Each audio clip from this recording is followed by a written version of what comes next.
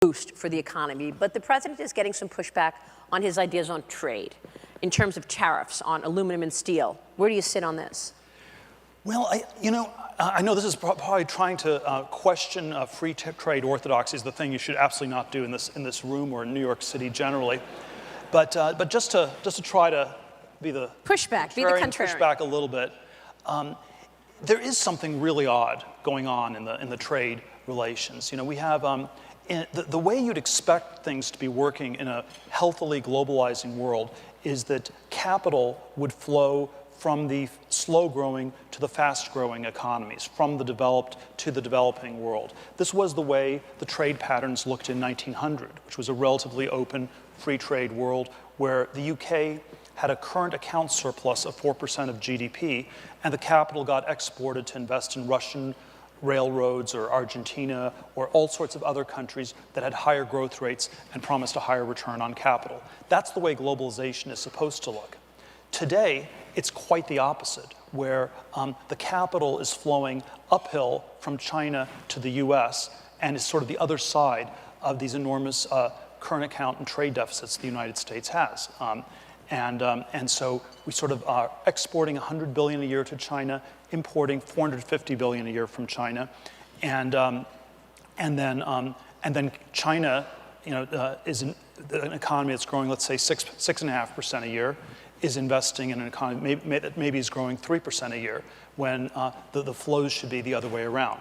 And so I think that tells you that something is incredibly off, and then it pushes you to have to ask questions.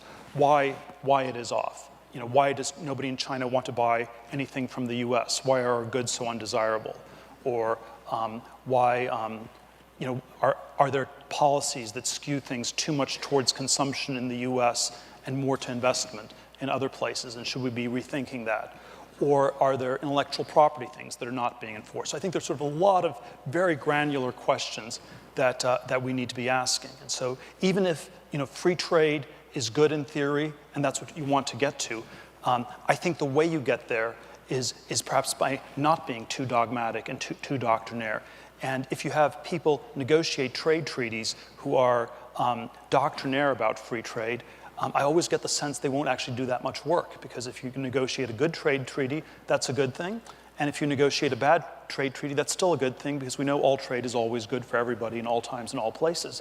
And so we have to always be careful that free trade orthodoxy not become sort of just a euphemism for the sloppiness or the laziness of the people negotiating these treaties. And of course, China is one of the areas that people worry about. The president is expected to come out with new restrictions and new tariffs against China in the coming weeks.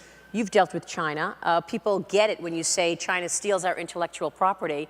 China right now participates in 10% of all venture capital deals, and there's something called the China Technology Transfer, where they are acquiring American innovation and taking it to China and then competing with us on industries like AI and robotics. Tell us about China and your history. Well, I've spent some time in China over the last few years. My 0 to 1 book was a incredible bestseller in China. We sold over 1 million copies in China. We sold 40,000 in India. So that gives you sort of a one sort of contrast between how much China is focused on entrepreneurship and innovation vis-a-vis the equally large, equally populous country to the south called India. And so I think something that there are all sorts of challenges and problems China has, but on balance, I think it's real. What they're doing is broadly working. The country is progressing at a very rapid pace, and we should be. I think it would be good for the United States to ask questions about what we can do that's good for the U.S. in the same way that China incredibly aggressively asks questions about what's in China's interest. So it sounds like those restrictions and those tariffs that are to come are appropriate. Well, the hope is to get to. The hope is to get to free trade both ways. There's an example Elon gave recently. Elon Musk, my former PayPal colleague, Tesla, where U.S. cars have a 2.5% tariff, Chinese cars have a 25% tariff, and then the workaround is you should build a car factory in China, but then you're not allowed to own 100% of the car factory as an American company. And so if you're an American company, you either get clobbered by the tariffs or the restrictions on investment. So it's often these things all sort of go together. A 25% tariff per se might not be an objection, but then if you can't invest either, that combination starts to put you at a big disadvantage. So it sounds like you're not worried about this, hair on fire commentary recently about a trade war. Markets have been reacting to the possibility. Are you worried? Well, it's hard to do the game theory on these things, but I'm struck by how unbalanced it is. And so if we have a slightly unfair deal, then if I renegotiate, you might renegotiate, and that might be a bad idea. But if we have a very unfair deal, then I can renegotiate, and it's not really clear what you can do. And so it's actually quite unclear where China can reciprocate with tariffs on the U.S. because we're in fact exporting so little. The thing China always cites is agricultural goods, that they would put tariffs on agricultural goods.